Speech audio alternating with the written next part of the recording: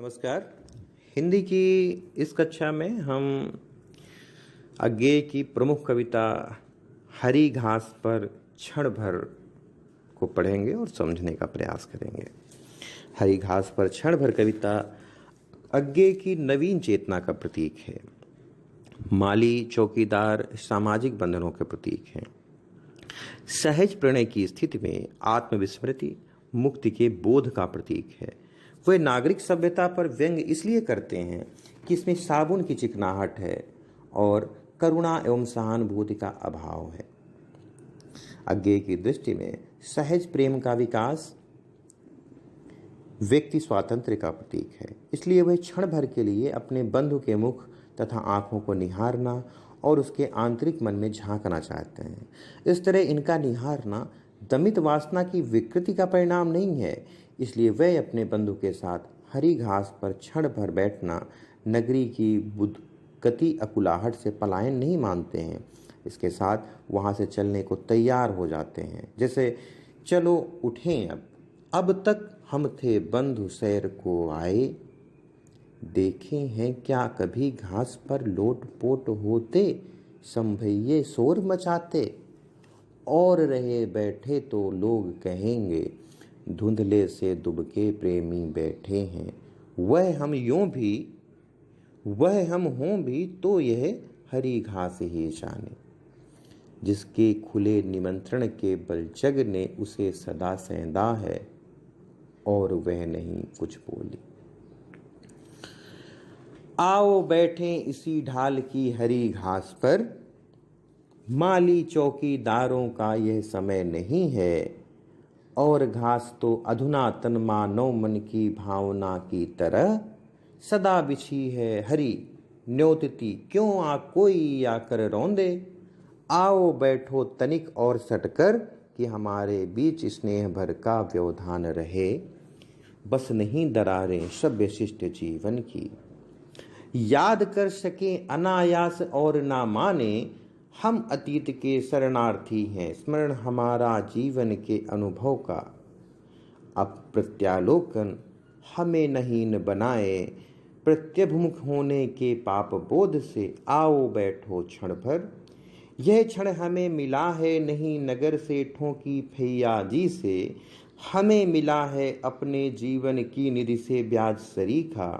आओ बैठो क्षण भर तुम्हें निहारूं, अपनी जानी एक एक रेखा पहचानूं, चेहरे की आँखों की अंतर मन की, और हमारे साझे की अनगिनत स्मृतियों की। तुम्हें निहारूं झिझक न हो कि निरखना दबी वासना की विकृति है। तो यहाँ पे कवि कहता है कि आओ सभी साथ मिलकर इस ढाल पर उगी हुई मुलायम घास पर बैठे। इसमें कोई माली या चौकीदार भी नहीं है, और घास आज के मानव मन की भावना की तरह है, जो सदा बिछी रहती है, हरी रहती है और बैठने का निमंत्रण देती है, चाहे उस पर कोई भी आकर बैठ जाए। अज्ञे कहते हैं कि चलो आओ जरा इसी हरी घास पर, बिछी हुई घास पर हम सभी मिलकर बैठें।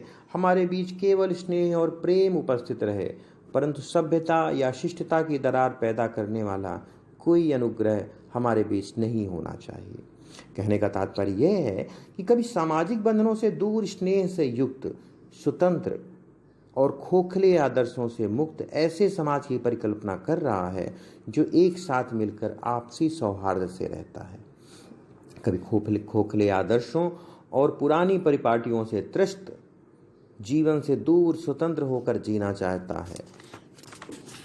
कवि यहाँ पर इस कविता में कह रहा है कि आओ सभी मिलकर इस हरी घास पर बैठकर अतीत को याद करें, लेकिन ये ना माने कि आज हम जो भी अपने अतीत की वजह से हैं, यहाँ बैठकर हम किसी भी अपराध बोध से मुक्त ना हो। हमें ऐसा कोई स्मरण या जीवन का अनुभव एक दूसरे के सामने यहाँ बैठकर याद नहीं करना है जो हमें आमने सामने बैठकर हीन बना दे और पाप का बोध कराए। कहने का मतलब यही है कि यहाँ हम बिल्कुल निश्चिंत होकर बैठेंगे। किसी पुरानी स्मृति के वशीभूत हमें अपने पुराने किए गए अपराधों को याद करके हीन भावना से युक्त नहीं होना है।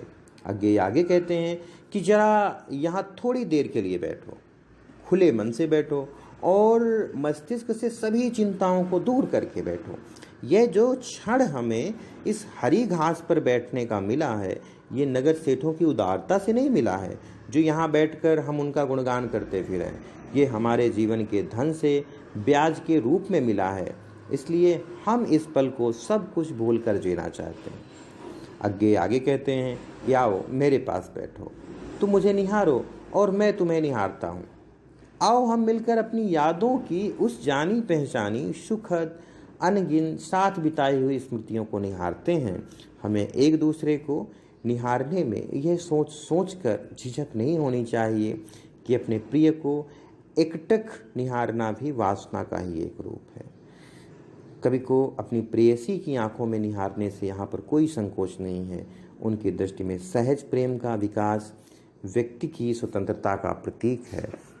इस कविता में अज्ञे ने शुद्ध सरल खड़ी बोली का प्रयोग किया है और स्वच्छंदतावादी प्रकृति का वर्णन सामान्य रूप में किया है। तो ये रहा प्रमुख पद हरी घास पर क्षण भर का। उम्मीद है आपकी समझ में आया होगा। अगर किसी पंक्ति का अर्थ आपकी समझ में नहीं आया, इसके भाव नहीं समझ में आए, तो आप ज़रूर पूछें, क्योंकि कविता भावों से समझी जाती है।